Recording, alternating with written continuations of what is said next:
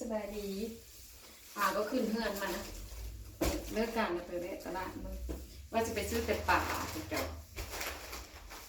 ได้หิว2 ถุงหิวแบบไง ว่าจะไปซื้อแต่ป่าเนาะเอ้ยใส่เสื้อหนาๆแล้วมันหนาวเจ้าเข้ามาในเฮือนแล้วก็อุ่นนี่ในเฮือนนี่ก็ต้องได้เปิดเมียนตลอดเลยอันแนวเฮ็ดอันนั้นน้ำอุ่นอันนั้นอุ่นในเฮือนนะได้เสื้อออกมาจากบ้านกล่องในนี้ก่อนเลยเฮ็ดลุงรังเนี่ยจากบ้าน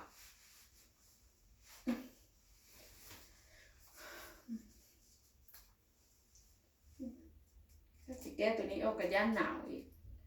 ยังเย็นอยู่มันอากาศมันลงมือนี้บางอย่างนี้ไปว่าเสียนไปแต่ป่าสันฟื้นคนเมาเอาแต่ผักสลัดเบิ่งถุงยักษ์เฮ็ดยักษ์กันคือมีเนี่ยมาลองไปซี่กับกิมจิคนมากิมจิรีเบิร์ดเมื่อ$80อันหมักพริกแน่หอมแน่ถั่วดินแน่หมักมะละแน่บ้านเขาเอิ้นผักหมักใส่ซื้อไข่มาหน่วยใหญ่เลยเนี่ยนี่หน่วยใหญ่ดิ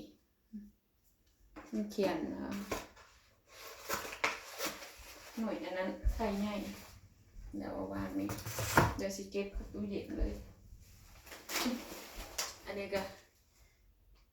ผักกันอีกอย่างเริ่มละอากาศอันนี้ก็ผักโหมนี่ขับปุ้นเราจะมากินแบบนี้ผงสีเหลืองแบบนี้เวลาเราพันอันซาวกินกับน้ำปลาแดกนะมันจะแซ่บเด้มันเส้นน้อยมันอ่อนดีเหนียวนุ่มพอแล้วก็ตายนี้ซื้อหมักถั่วเห็นนั่นไปเบิ่งซองผู้ใดบุเห็นเพิ่นตำหมักถั่วก่อนก็คือยาก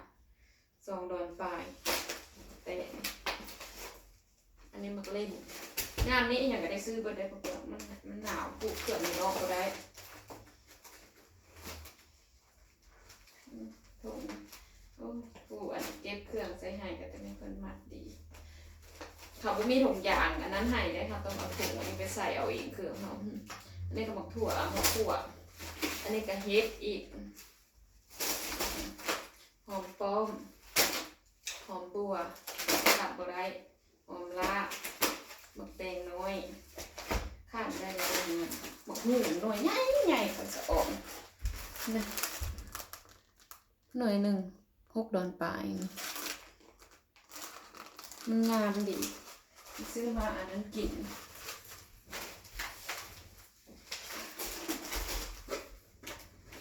ก็จะไม่หมักหูเขียว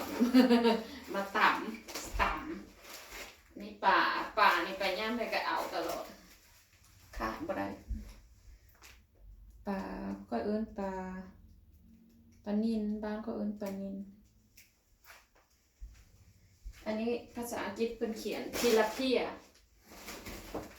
นี่หมูสามสั้นถูกเดี๋ยวได้หมูมา3 เต๊ะ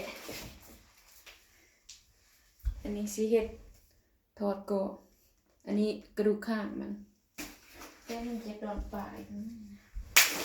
เต็งพาทุกคนยังมีอีกเอาใส่คือบอกค่อยเอาตัวมันอันนี้โอ้ลืมนี่มะเขือเนี่ยอันนี้ปลากระป๋องคืออยากอันน้ำกระปุ้นปลากระป๋องนะเนี่ยซีเฮ็ดกินเห็นไหมโอ้ยว่าสิได้หน่อยคุณบ่นะมันบ่ได้หน่อยได้กันไปเลยเนาะพวกเจ้าบ่ได้ง่ายเด้เบิดได้เท่านี้เนี่ยพอดีเบิด$80แต่ว่าอยู่ในตลาดเห็นบริการคลิปไทยอย่างนะเพราะอย่างบางคนเขาโบอันนั้นเขาโบหมักขึ้นไปอันนั้นคนอยู่เมืองนอกบางคนมัน เขาบอกมักเลยเห็นหน้าบูดหน้าบึ้งเซล เป็นอย่างเดียวไปแล้วพวกเจ้าขอบใจเด้อทุกคนที่เข้ามารับชมรับฟังขอบใจทุกคนที่กดติดตามให้เดี๋ยวสิหาล้างถ้วยแล้วก็มาอันหัวค่อยนะถ้าแม่นนั้นค่อยไปการอีกอย่างค่อยไปการก้อนเรานะค่อยกลับมานี่โอ้ยเราอดอันมีดอกแนวให้ค่อยอันนั้นก่อนค่อยสิไปค่อยคลีนอัพเรียบร้อยเลยแต่ค่อยกลับมานี่ยังเป็นคือเก่าเพราะว่าอย่างถ้าเราไปน้ำหลังเราจะซ่องหาซ่องมีกินแล้วก็สะเมียนอยู่แบบนี้แหละก็เลยใจหายก็บ่มักอันขนาดเข้าไปอันขนาดไปกาดไปเศร้าๆเลยนะนั่นแหละพวกเจ้าบายบายหาเฮ็ดกินข้าวกันเด้อ